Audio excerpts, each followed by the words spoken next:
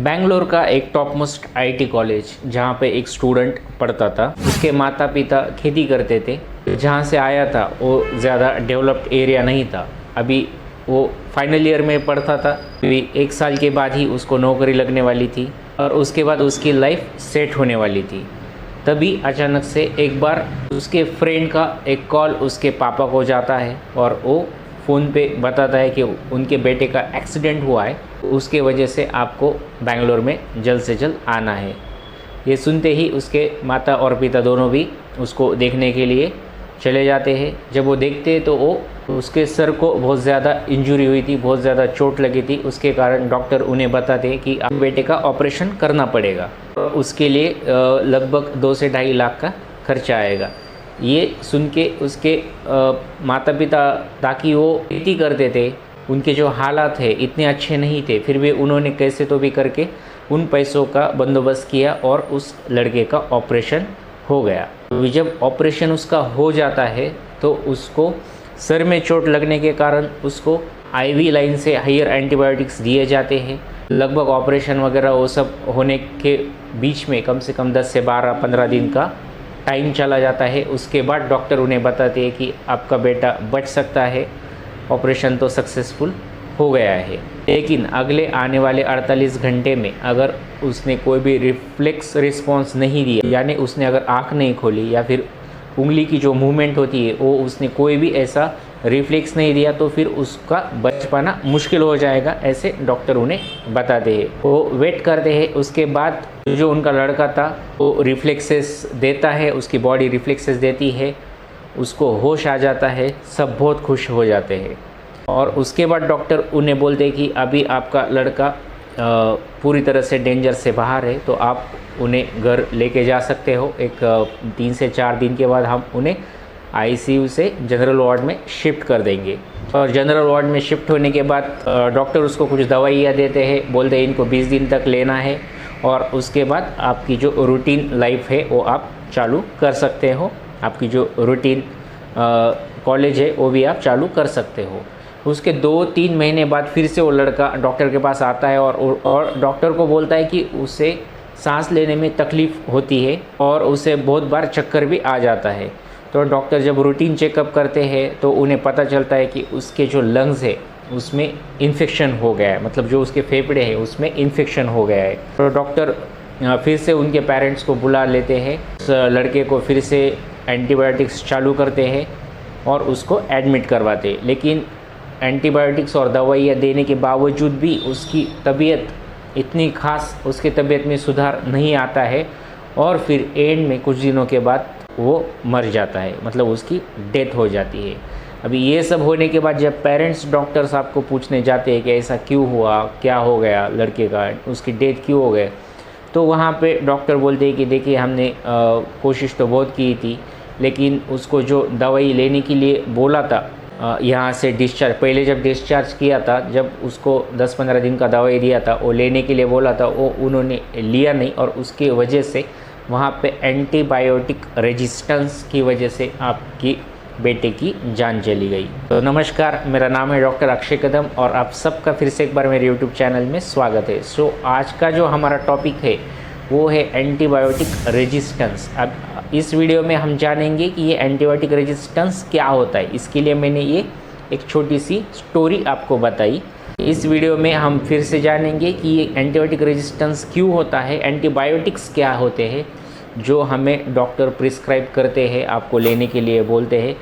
Antibiotic का सब जगह बहुत ही ब्रॉडली यूज़ किया जाता है, होता है। तो आपको एंटीबायोटिक्स का यूज़ कैसे करना चाहिए, उसका क्या सही तरीका है और अगर आप नहीं करोगे तो किस एक्सटेंट तक आपके बॉडी को हार्म कर सकता है, इन सारी चीज़ों के बारे में आज की वीडियो में हम जानेंगे।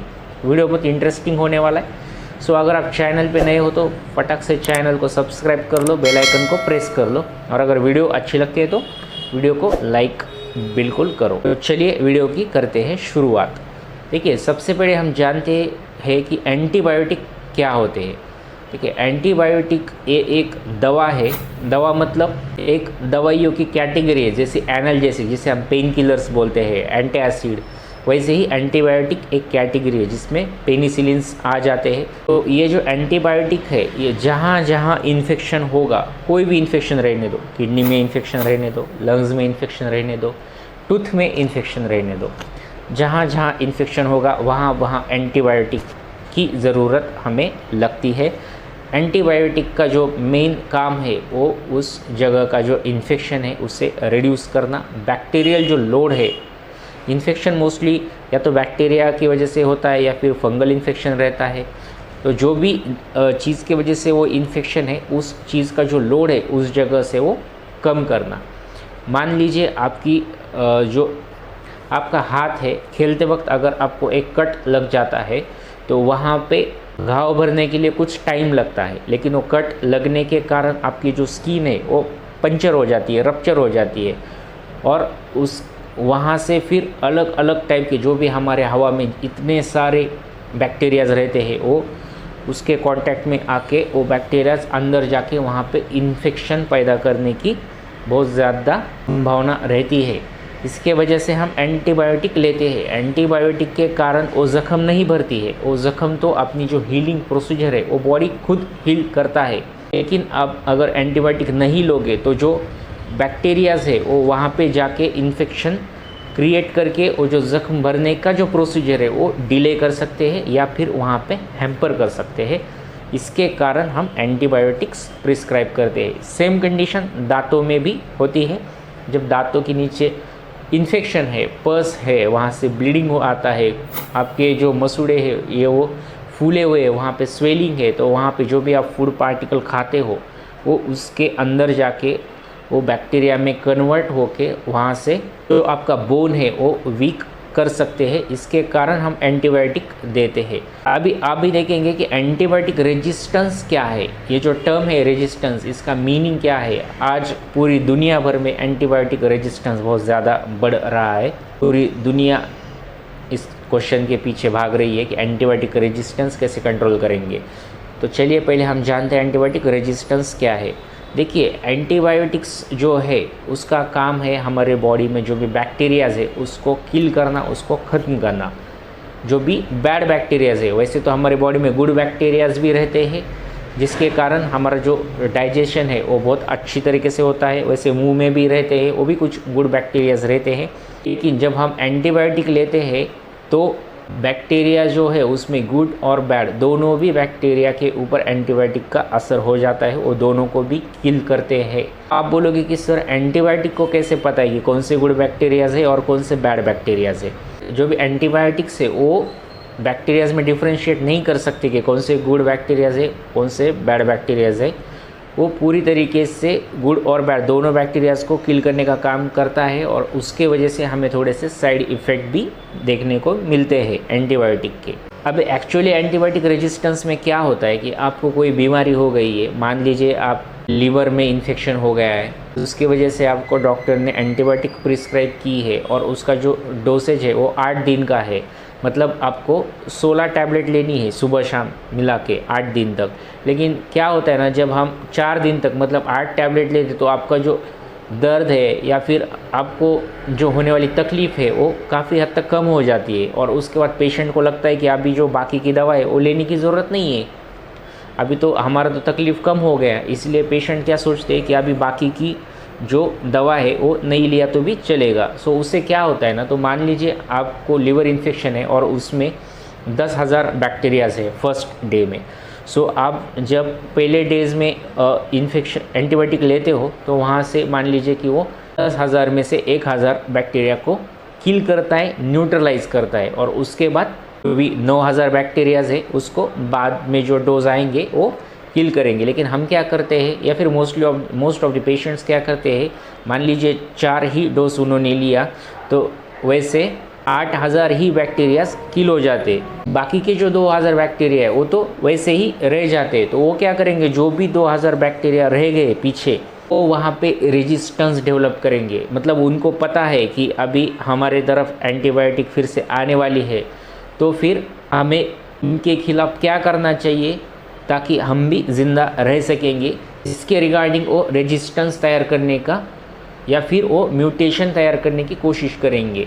और फिर जब कभी आपको फिर से वही बीमारी हो गई और उसके वजह से अगर आपने सेम एंटीबायोटिक ले ली तो वो जो 2000 बैक्टीरियाज है उसको उस एंटीबायोटिक का कोई भी असर उनके ऊपर होगा नहीं। और फिर वही बैक्टीरियाज जो रेजिस्टेंट हो चुके हैं आपसे दूसरे लोगों में जाएंगे, कॉन्टेजियस जो भी डिसीज़ है उसके थ्रू वो स्प्रेड हो जाएंगे। और फिर से अगर आपने एंटीबायोटिक लिया तो उसका आपको कोई भी असर होगा नहीं और आपका जो इलनेस है, जो बीमारी है, वो बहुत स्लो तरीके से कम हो जाएगी या फिर उसका कोई भी इफ़ेक्ट एंटीबायोटिक का उस बीमारी पे होगा नहीं और आपकी बीमारी क्योर नहीं होगी। तो इसे बोलते हैं एंटीबायोटिक रेजिस्टेंस। सो मेरा जो कहने का मतलब है कि इसमें डोसेज जो भी आपको डॉक्टर प्रिस्क्राइब करके डोसेज देते हैं ये बहुत ज़्यादा इम्पॉर्टेंट होता है। ये जो डोसेज है आपको कंप्लीट करना बहुत ज़्यादा इम्पॉर्टेंट होता है। उसी के लिए डोसेज ये प्लान किए जाते हैं। जैसे कि अभी मैं डेंटल एक्सपर्ट हूँ, मैं डेंटल स्पेशलिस्ट हूँ, तो मुझे पता है कि दांत का जब इन्फेक्शन होगा तो इस पेशेंट में कितना एंटीबायोटिक जाना चाहिए। मान लीजिए मैंने 5 दिन की एंटीबायोटिक दिया और ये भी डॉक्टर को पता रहता है कि 2 से 3 दिन के बाद इनका जो पेन है या फिर इन्फेक्शन है ये रिड्यूस हो जाएगा, पूरी तरीके से ख़त्म नहीं हो जाएगा, खाली रिड्यूस हो जाएगा इनटू सम एक्सटेंट। लेकिन फिर भी 5 दिन का जो डोज देते हैं, बाकी के 2 डोसेस उसी के लिए दिए जाते ताकि वहाँ पे कोई भी बैक्टीरिया रह के उनमें एंटीबायोटिक रेजिस्टेंस ना फॉर्म हो जाए। तो आपको कभी भी एंटीबायोटिक लेने से पहले डॉक्टर की सलाह लेना बेहद इम्पॉर्टेंट है और वो जितना डोसेज देते हैं वो भी डोज आपको कंप्लीट करना बहुत ज़्यादा इम्पॉर्टेंट है। हर एक चीज़ में मान लीजिए लिवर इन्फेक्शन में एंटीबायोटिक का अलग डोज रहेगा या फिर आपको जब सर्दी ज़ुकाम आता है तो उसका अलग डोज रहेगा, डेंटल इन्फेक्शन रहेगा तो उसमें अलग डोज रहेगा। सो आपको जो भी एक्सपर्ट उस फैकल्टी का जो भी एक्सपर्ट डॉक्टर रहेंगे वो आपको प्रॉपर उतना डोज देंगे, तो आपको वो डोज लेना बहुत ज़्यादा इम्पॉर्टेंट है। तो अगर आपके मन में क्वेश्चन आता है कि एंटीबायोटिक रेजिस्टेंस हम कैसे अवॉइड कर सकते हैं, तो उसका एक सिंपल सा आंसर है कि आपको जो भी, या तो आप एंटीबायोटिक लो ही मत अगर आपको थोड़ा सा सर्दी ज़ुकाम या बुखार होता है। एक अपने बॉडी की सेल्फ इम्यूनिटी होती है जो इन सारी चीज़ों को रिकवर करती है।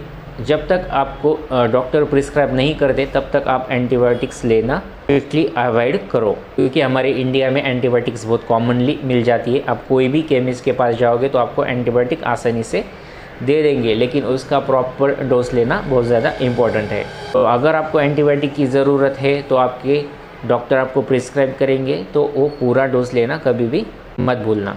तो वीडियो थोड़ा लंबा हो गया है, लेकिन आई होप आपको एंटीबायोटिक रेजिस्टेंस के बारे में पता चल गया होगा। आपको पता चल गया होगा कि जो भी डोसेज देते हैं वो क्यों देते हैं, उसके पीछे का रीज़न क्या रहता है। तो अगर आप चैनल पे नए हो तो चैनल को सब्सक्राइब कीजिए, बेल आइकन को प्रेस कीजिए और वीडियो को लाइक करके शेयर करना मत भूलिए। मिलते हैं और एक नए वीडियो में, तब तक take care, bye bye and thank you.